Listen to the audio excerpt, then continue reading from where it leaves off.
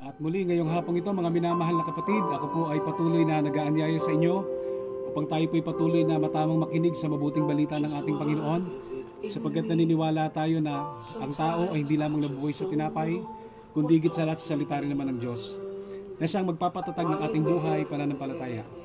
Kaya samahan niyo po ako, join me please sa pagtunghahay ng mga buhay at makapangyarihang salita ng Diyos. At tayo po umasa, maniwala at sumampalataya, something good is going to happen, sapagkat ang Diyos ay mabuti magpakailanman. Ang salita ng Diyos ay atin pong matamang hanguin sa unang sulat ni Apostol Pablo sa mga taga-Korinto sa kabanatang 10 sa talatang 6 hanggang 13. At tayo po'y matamang makinig, brothers and sisters. Ganito po ang sinasabi ng mabuting balita ng ating Panginoon. Glory to God. Hallelujah. Naway patuloy na sumaatin ang pagpapala ng Panginoong Hesus Kristo. Ito pong sinasabi ng gospel. Nangyari ang mga ito, o nangyari, sabi ito, no, ang mga nangyaring ito'y babala sa atin upang huwag tayong magnasa ng mga masamang bagay, gaya ng ginawa nila. Huwag kayong sasamba sa mga Diyos-Diyosan, gaya ng ilan sa kanila. Ayon sa nasusulat, umupo ang mga tao upang kumain at uminom, tumindig upang sumayaw. Huwag kayong makikiapid, huwag kayong, sabi rito, no, gaya ng ginawa ng ilan sa kanila. Kaya 23,000 ang namatay sa isang araw. Huwag nating susubukin ng Panginoon, gaya ng ginawa ng ilan sa kanila. Kaya't sila'y pinuksa ng mga ahas. Huwag din kayong magreklamo tulad ng ilan sa kanila, kaya't nilipol sila ng anghel na mamumuksa. Nangyari ito sa kanila bilang babala sa iba, at nasulat upang turuan tayo mga inabot sa huling panahon. Kaya nga mag-ingat ang sino mang nag-aakalang siya'y nakatayo, baka siya mabuwal. Wala pang pagsubok na dumating sa inyo na didinanas ng lahat ng tao.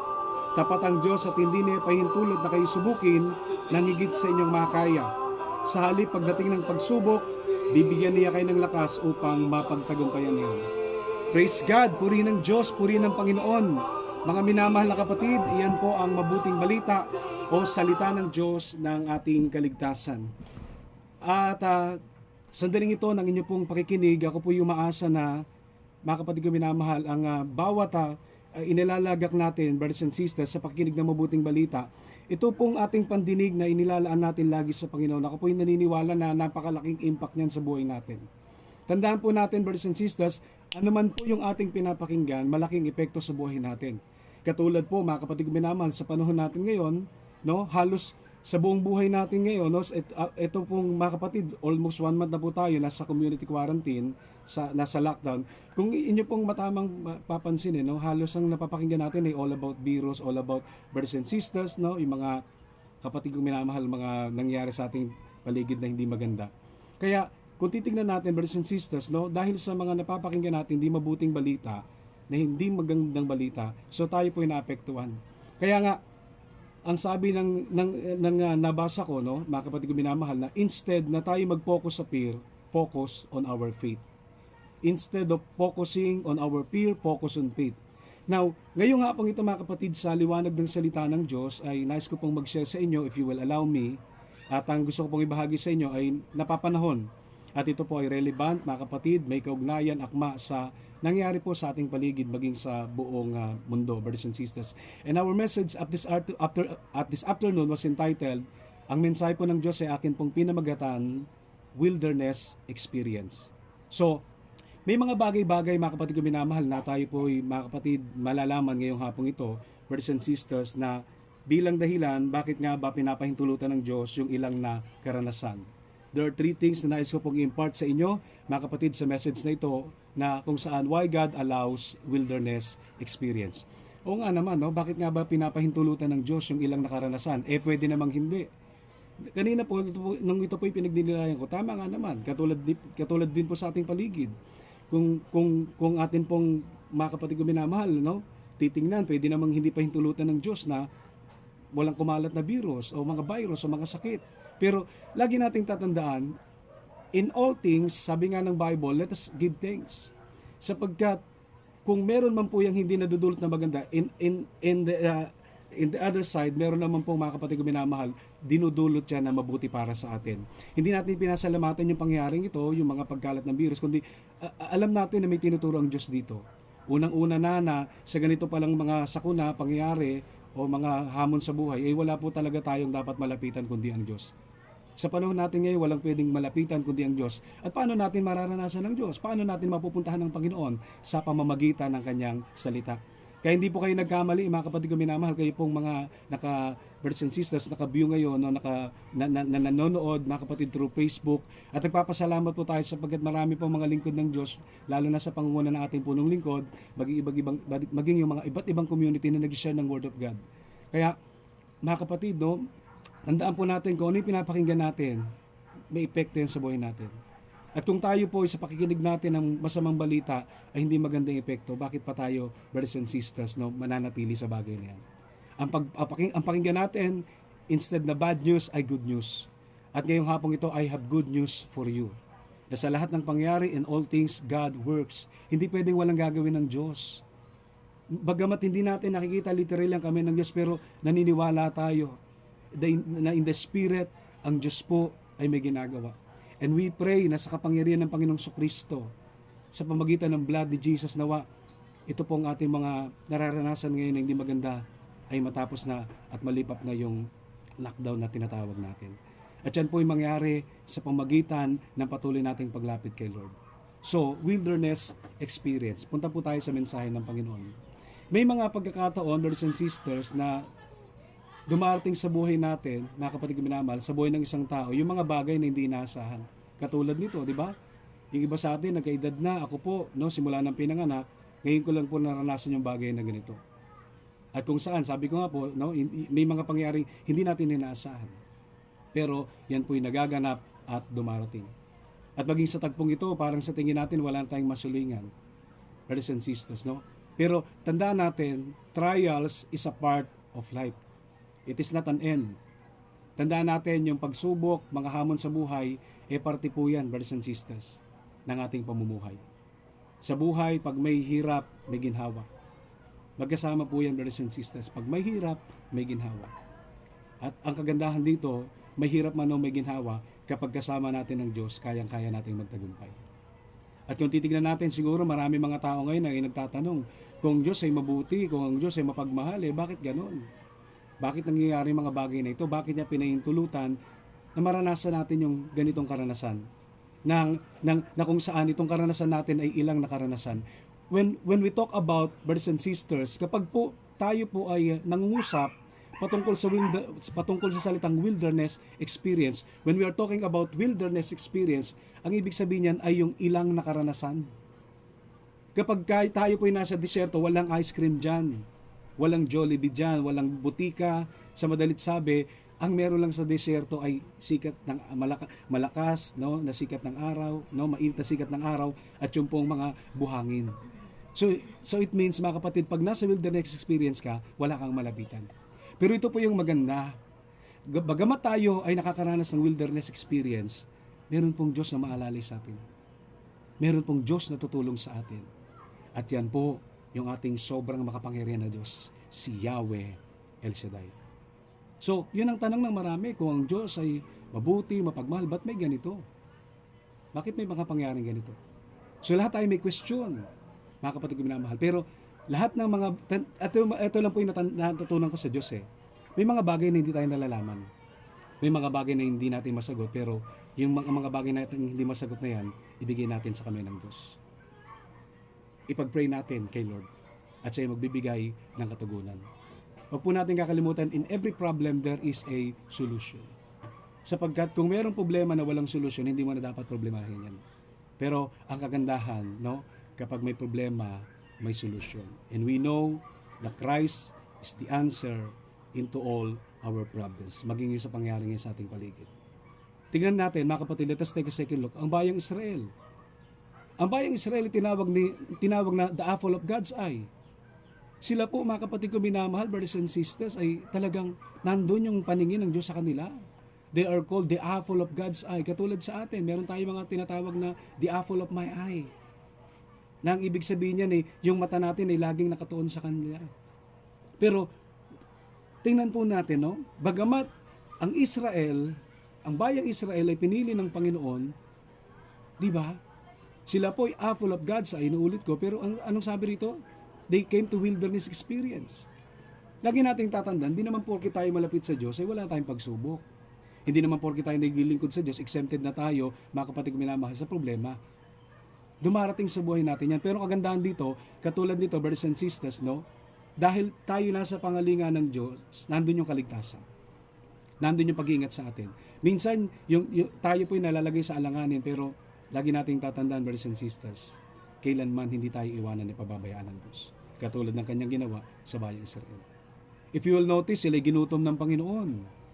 If you will notice, they wandered, no? Mga kapatid ko minamahal, sila nagpagala-gala, nagpaikot-ikot. At anong dahilan? Kasi karireklamo. Diba? Sila naiging alipin sa mahabang panahon. But it doesn't mean na kapag mga nangyaring mga bagay na hindi maganda sa ating buhay, wala na ang Diyos. No. Ang Diyos ay laging nariyan. 24 hours a day, ang Panginoon ay laging nandyan. Ang Panginoon po ay makalibong beses na tumutunghay sa atin. So, ang tanong natin is this, why God allows wilderness experience? Bakit nga ba pinapahintulutan ng Diyos ang ilang nakaranasan? As early as I said, katulad ng sinabi ko kanina sa inyo po na kayo po ay nanonood at nakikinig ngayon, pwede namang hindi talaga pahintulutan ng Diyos yung ilang nakaranasan Pero sa isang banda, kung pinahintulutan ng Diyos, yan po ay may bagay na, brothers and sisters, pinaiwatig sa atin. There are reasons why God allow that things, mga kapatid malaman. At malalaman po natin ngayong hapong ito why God allows wilderness experience. Number 1, kung bakit pinahintulutan ng Diyos yung ilang nakaranasan. Una, ay upang tayo po'y turuan, mga kapatid ko minamahal.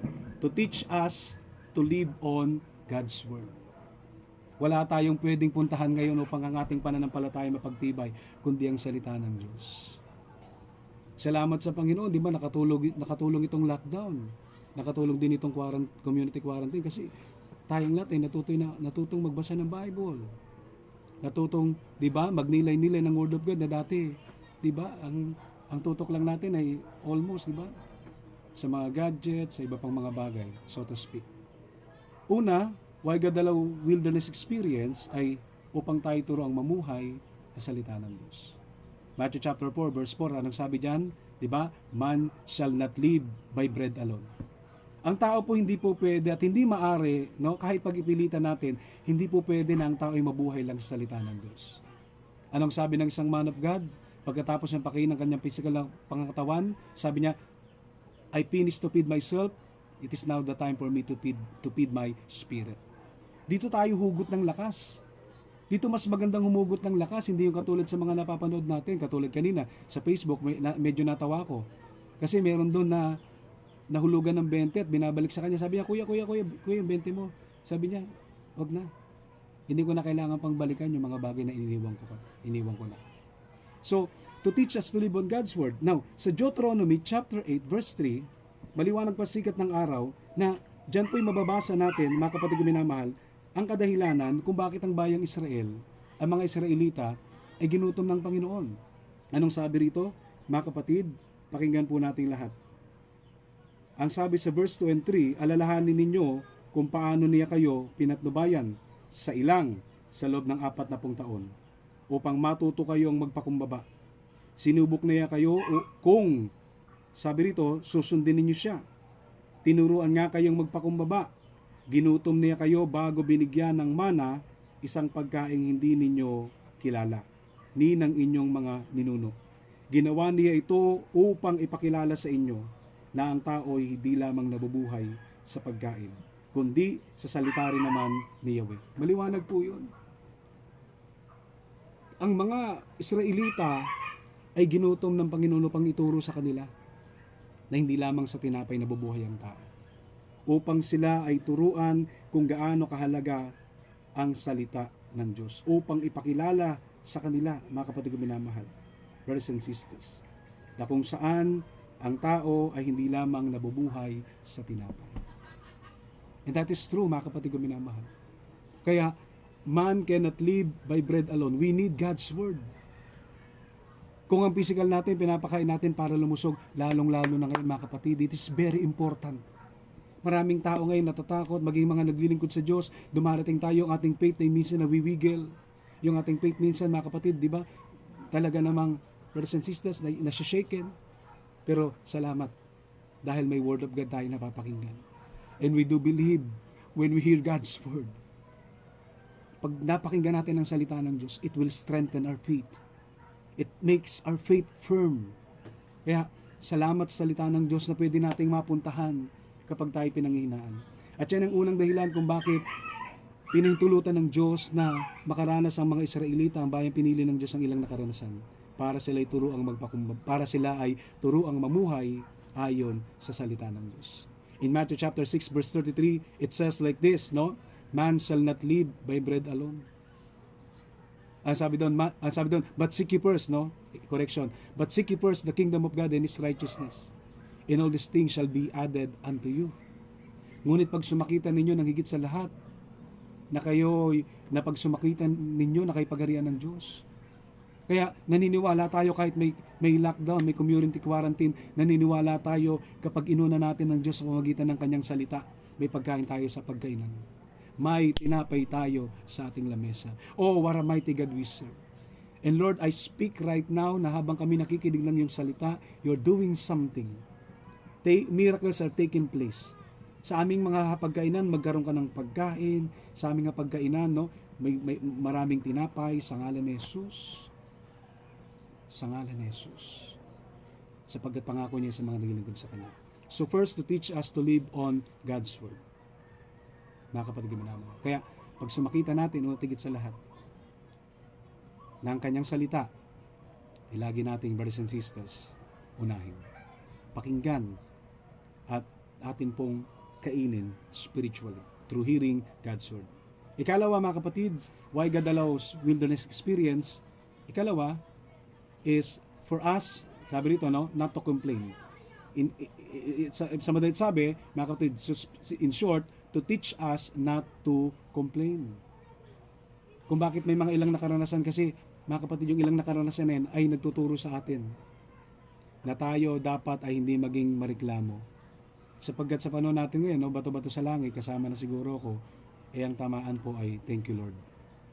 Marami sa atin, may kinakain na tayo, di ba, nagreklamo pa tayo. Bakit ganon? Sitaw na naman. Bakit ganon? Sardinas na naman. Di ba? Ako, paborito ko sardinas eh. Ang tawag ko nga dyan nung nandun ako sa Lubang sa Mindoro eh. Tawag nila dyan karninas. Nasarap kaya ng sardinas. Sabi ko nga, mga kapatid, di ba? Magpasalamat tayo kasi may kinakain tayo. Yung iba nga, yata, wala na, di ba? Kaya, imbis na tayo ay magreklamo, magpasalamat tayo. Anong sabi rito, mga kapatid, di ba? Kung bakit pinuksa ng mga anghel na mamumuksa sa verse 10. Yung mga tao, mga kapatid ko minamahal, dahil sa kirereklamo nila. Kung bakit marami tinuklaw ng ahas, mga kapatid. Sabi rito sa verse 10, no, huwag din tayong magreklamo. Biruin niyo po yan. Imbis na magreklamo ka, magpasalamat ka. Ako po, mga kapatid, di ba, sa pagkainan na inain ng misis ko, nagpapasalamat po ako.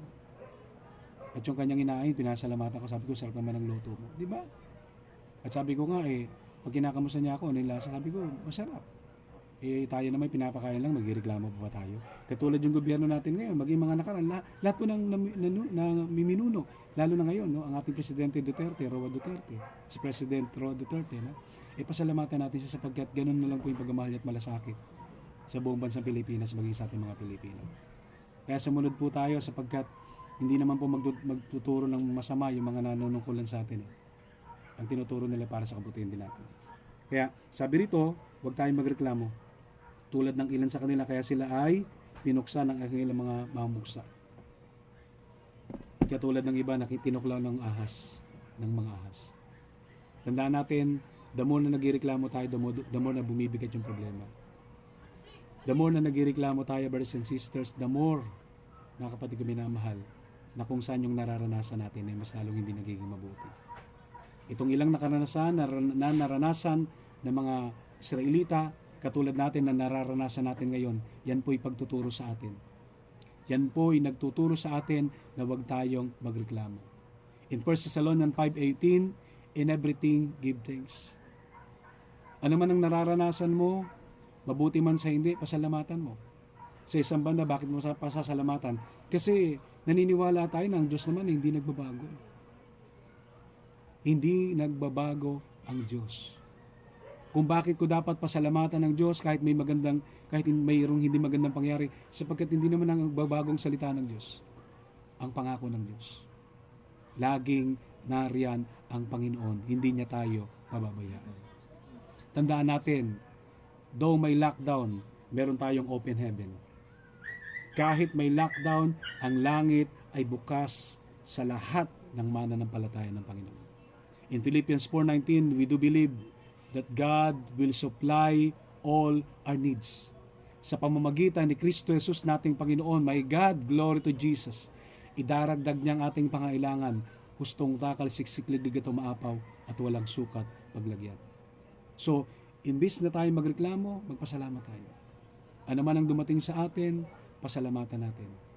May kinakain tayo, lalong-lalo na pasalamatan natin. Sapagkat, yan ang ibig ng Diyos. Sabi nga, mga kapatid ko minamahal, imbis na magreklamo ka, magpasalamat ka. Kasi pag nagreklamo ka, wala naman itutulong yan eh. So give thanks, brothers and sisters. And thirdly, mga minamahal na kapatid, ikatatlo, mga kapatid ko minamahal, why God allows wilderness experience. Bakit nga ba pinahintulutan ng Diyos yung ilang nakaranasan? Mga kapatid ko minamahal, para po sa bayang Israel, maging sa buhay natin ngayon, kung bakit tayo nakakaranas ng ilang nakaranasan, ikatatlong katotohanan is to teach us to be humble. Kaya tulad natin ngayon, di ba? Kahit maganda yung kotse mo, di ba? Dahil may lockdown, di mo naman masyadong magagamit. Di po ba? Di ba? Sabi nga, di ba, ng iba dyan, kahit na napakarami ng pera mo, di ba? Hindi ka naman makakapag-shopping ngayon. Dahil sarado. Ang maganda nga daw ngayon, mga kapatid, kung anong biyaya meron tayo, higit pa sapat sa ating pangailangan, ipagkaloob natin sa iba. Tandaan natin, di ba, katulad ng ganitong pangyari, no? Kung papansin niyo, tayo din, bawat sa atin, di ba? Gusto nating magdamit na maayos, magpantalon, di ba? Mamasyal, pero hindi natin magawa. So, ang mga pangyari may tinuturo sa atin, katulad po ng bagay na ito, brothers and sisters. Tinuturuan tayo ng pangyaring ito, mga kapatid minamahal, na tayo po ay magpakumbaba. Katulad ng sinasabi sa Deuteronomy chapter 8, ginutom niya kayo, ang sabi dito, mga kapatid minamahal, upang tayo turuan na magpakumbaba.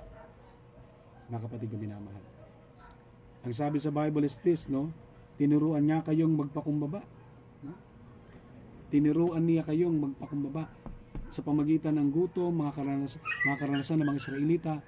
Yan po yung mga bagay na naganap para sila po ituruan. Maging sa panahon natin ngayon, yung kaganapang ito ay nagtuturo sa atin na tayo magpakumbaba.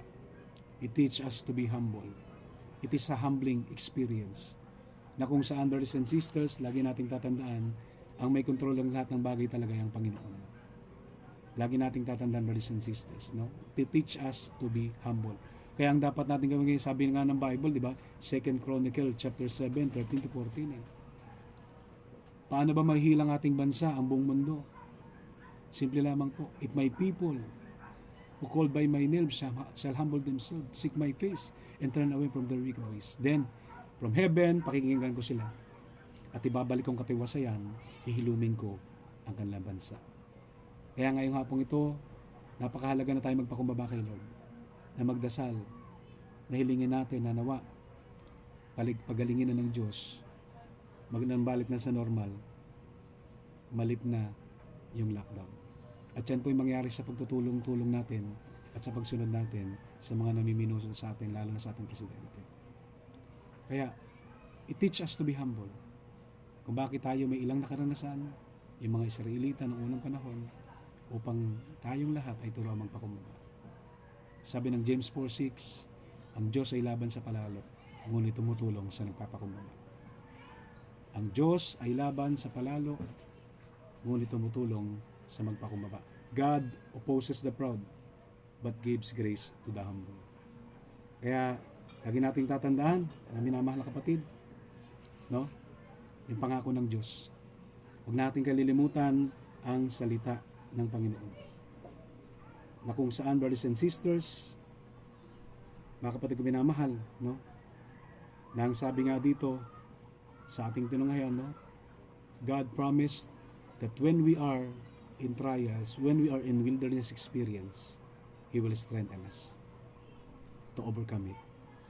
Wala pang pagsubok na dumating sa atin na didinanas ng mga naunang tao sa atin.